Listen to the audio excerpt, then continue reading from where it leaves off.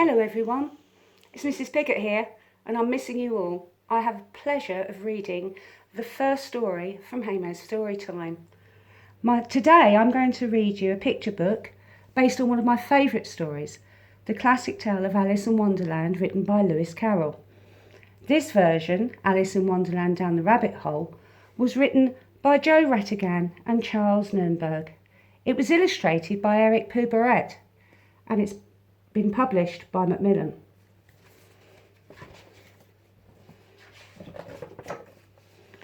Alice was sitting by the river, having an oh so ordinary afternoon, when a white rabbit ran by. Not just any old rabbit, but one with pink eyes, a red jacket, and a great big pocket watch. "Oh dear, oh dear, I shall be too late," he groaned, looking at his watch. Then zip, he disappeared down a rabbit hole. Alice did what any curious girl or boy would do. She followed him right into the hole. Down, down, down she fell. Alice fell for such a long, long time that she thought she might fall all the way through the earth. Finally, thump, thump, she landed softly on a pile of leaves and sticks, not hurt at all. And there was the white rabbit running down the hallway, yelling, "Oh, my ears and whiskers, how late it's getting!" The white rabbit turned a corner and simply disappeared. Alice found herself alone in a long hallway with lots and lots of doorways. On a table was a golden key, a key that worked on one special door, a tiny door. That door opened into the most beautiful garden that Alice had ever seen, with bright flowers and pretty fountains, and Alice longed to visit the garden. But she was just too big to get through that tiny door. "Perhaps there's a key to a bigger door that will take me to the garden," Alice thought. But instead of another key, she found a bottle labelled "Drink Me." She thought for a minute and then she did exactly that.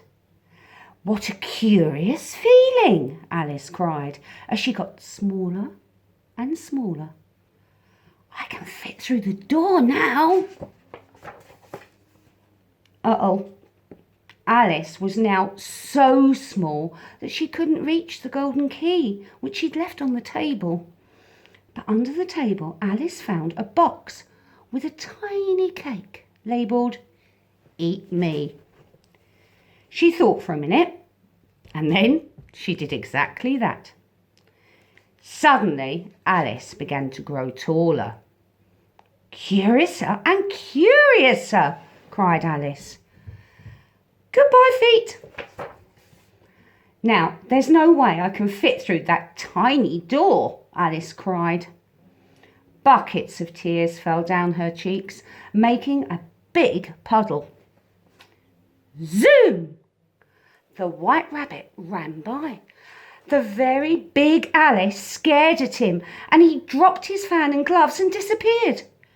Alice grabbed the fan, which made her tiny again, so tiny that she fell into the river of tears. She swam and swam and soon met up with mouse, duck, eaglet and dodo, and a lot of other interesting animals. Everyone swam to shore to dry off by having a race. Round and round they went until they were all quite dry. Alice, who by now was beginning to miss her home, said, "I wish my Dinah was here. She's my cat, and she's great at catching mice, and you should see her chase the birds." Wow! That scary thought sent all the animals running off. "Wait! What's that sound? Footsteps!" It was the white rabbit again, "Run home this minute and get my gloves and fan," he told Alice. Alice ran and found the house and the gloves and the fan inside, and a special bottle too. "I know something interesting is bound to happen," she said as she drank from it.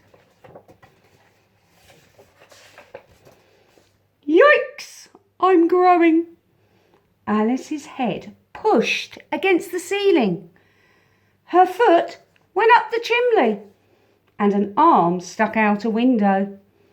Frightened by what had happened to Alice, the White Rabbit and his animal friends sent Bill the Lizard down the chimney to see what was going on.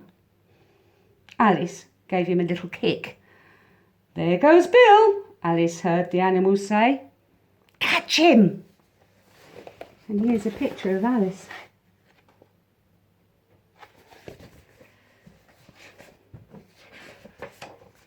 The White Rabbit, Dodo, Mouse and all the animals surrounded the house, throwing pebbles at giant Alice. That wasn't very kind. Every stone turned into a small magical cake. "I bet I know what will happen if I eat one," Alice said to herself. Can you guess? Sure enough, after swallowing a cake, she was soon small enough to escape and race out the door. "How puzzling all these changes are," Alice said to herself. "But now that I'm my right size, I wonder how I can get back to the riverbank and to my cat and to my home." All Alice could do was walk on, knowing only that whatever happened next, it certainly was bound to be not ordinary at all. I hope you enjoyed our story. Stay safe, and I hope to see you soon. Bye-bye.